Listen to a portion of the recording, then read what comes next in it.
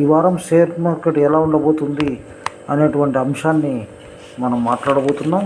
అదేవిధంగా గత వారంలో ఏం జరిగింది, ఈ వారంలో ఎలా ఉండబోతుంది అనే దాని మీద కూడా విశ్లేషణ చేయబోతున్నాం. ముఖ్యంగా సెన్సెక్స్ దాదాపుగా పెరిగే అవకాశాలు కనిపిస్తున్నాయి. నిరోధ స్థాయిలు 81,000, 81,600, 82,200. సో ముఖ్యంగా మనము దీన్ని సమాచారాన్ని సూచీలు అంటే ఇండెక్స్లు ఏ విధంగా పర్ఫార్మెన్స్ చేస్తాయి అనే దాని మీద మనం గమనించుకుంటే, బడ్జెటు, ఆర్థిక ఫలితాలు కీలకం, ఐటీ షేర్లో ర్యాలీ కొనసాగే అవకాశాలు ఉన్నాయి అంటూ అంచనాలు. ముఖ్యంగా ఈ వారంలో అన్నీ కూడా ఇండెక్స్లు రాణించే అవకాశాలు కనిపిస్తూ ఉన్నాయి.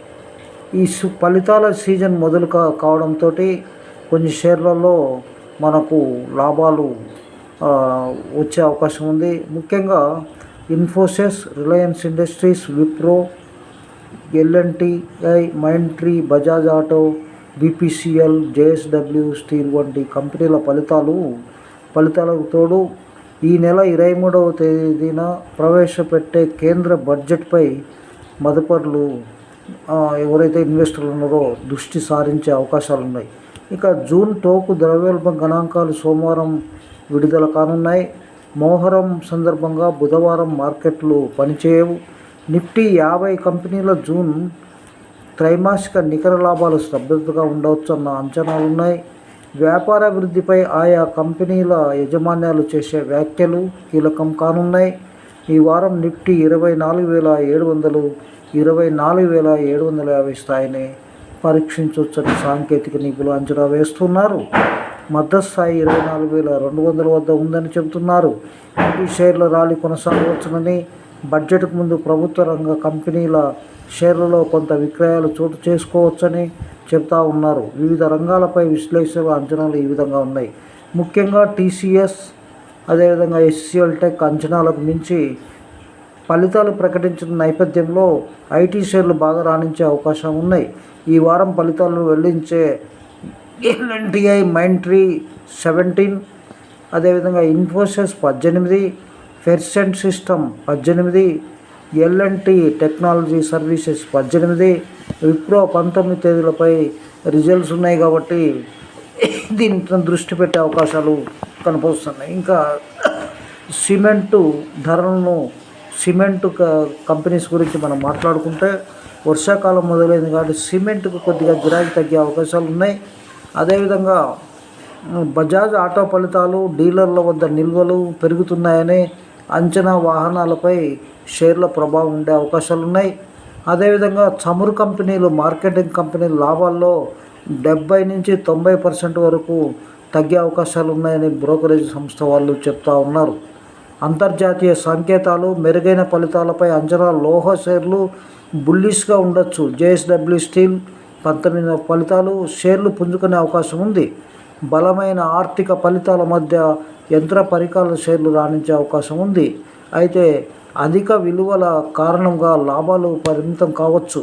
టెలికాం కంపెనీల షేర్లో పెద్దగా మార్పు ఉండకపోవచ్చు.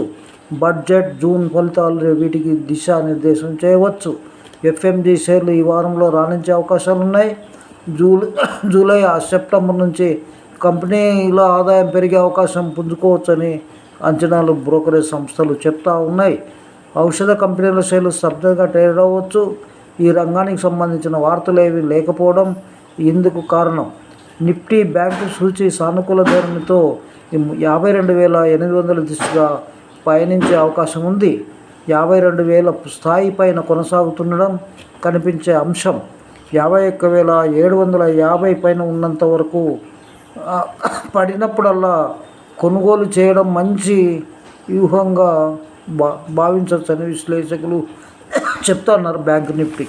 ఇక ముఖ్యంగా ఈ వారం 4 పబ్లిక్ ఇష్యూస్ ఉన్నాయి. ఒక ఎఫ్పిఓ కూడా ఉంది. ఈ షాంటర్ లిమిటెడ్, టన్వాల్ ఈ మోటార్స్, మెకన్బో టెక్నాలజీ, కటారియా ఇండస్ట్రీస్, ఈ 4 ఐపీఎలు కూడా ఈ వారంలోనే రాబోతున్నాయి. ఇష్యూ ధరలు 200 నుంచి 210. కాబట్టి ఎవరైనా తీసుకునే వాళ్ళు ఇంట్రెస్ట్ ఉంటే తీసుకోవచ్చు. ఇక ఇంటి నుంచి పని ముగిసినట్టు అంటూ కోవిడ్ పూర్వస్థితికి కార్యాలయాల ఉద్యోగులు టీసీఎస్ మిలింద్ లక్కడ్ గారు చెప్తున్నారు. ముఖ్యంగా ఇంటి దగ్గర పనిచేసేటువంటి అవకాశం లేదు. ఇప్పుడు ఖచ్చితంగా ఆఫీసుకు పోయే అవకాశం రావాలని చెప్పి అవకాశం ఇస్తున్నట్లు చెప్తా ఉన్నారు టీసీఎస్ సంస్థ వాళ్ళు. అదేవిధంగా ఇక కార్యాలయాలకు వారంలో 5 రోజుల పాటు కార్యాలయం నుంచి పనిచేసే ఉద్యోగుల సంఖ్య 70% పైగా ఉందని ఆయన ప్రకటించారు. 2024 జూన్ నాటికి కంపెనీలో మహిళా ఉద్యోగులు 35.5% మంది ఉన్నారు. కోవిడ్ పరిణామాల్లో ఐటీ కంపెనీలు ఉద్యోగులు పూర్తిగా ఇంటి నుంచే పనిచేశారు. కోవిడ్ పూర్తిగా తగ్గినందున మళ్ళీ ఉద్యోగులకు కార్యాలయకు అన్ని కంపెనీలు కూడా రప్పిస్తున్న సంగతి మనందరికీ తెలిసిన విధమే. ముఖ్యంగా భారతదేశంలో ఐటీ దిగ్విజయం టాటా కన్సల్టెంట్ సర్వీసెస్ మానవ వనరుల అధికారి మిలింద్ లక్కడ్ వెల్లడించారు. ఏది కావాలా?